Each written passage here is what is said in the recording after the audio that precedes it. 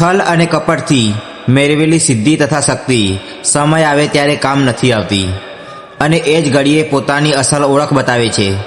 આ વાત છે મહાભારતના સમયની, જ્યારે કર્ણ અને કાળભૈરવ એકબીજાના ગાઢ મિત્ર હતા। કાળભૈરવે કર્ણને વચન આપ્યું હતું કે જીવનમાં ક્યારેય પણ કોઈ પણ ભયંકર યુદ્ધમાં જો તું મને બોલાવશે તો હું આવીને તરત નિશ્ચિત વિજય અપાવી દઈશ। કર્ણ મહાન યોદ્ધા હતો, પરંતુ શક્તિ મેળવવાની લાલચમાં તેને પોતાના ગુરુજી પાસે પોતાની સાચી ઓળખ છુપાવી છલ કરીને દિવ્ય મંત્રો અને વિદ્યાઓ મેળવી લીધી।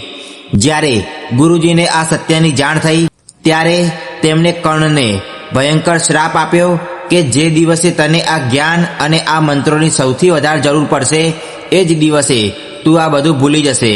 યુદ્ધની અંતિમ ઘડીએ જ્યારે કર્ણ પરાજયની કિનારે ઊભો હતો ત્યારે તે કાળભૈરવને બોલાવી શકતો હતો, પરંતુ શ્રાપના કારણે કાળભૈરવને બોલાવવાનો આવાહન મંત્ર તે સંપૂર્ણ રીતે ભૂલી ગયો। એ જ ક્ષણે કર્ણનું ભાગ્ય બદલાઈ ગયું। કાળભૈરવ આવી ન શક્યા અને મહાભારતનું યુદ્ધ અંતિમ નિર્ણય પર પહોંચી ગયું। છલ અને કપટના રસ્તે ચાલનારને સમય પોતે જ સજા આપે છે, સત્યના માર્ગે ચાલનારને કુદરત હંમેશા સાથ આપે છે।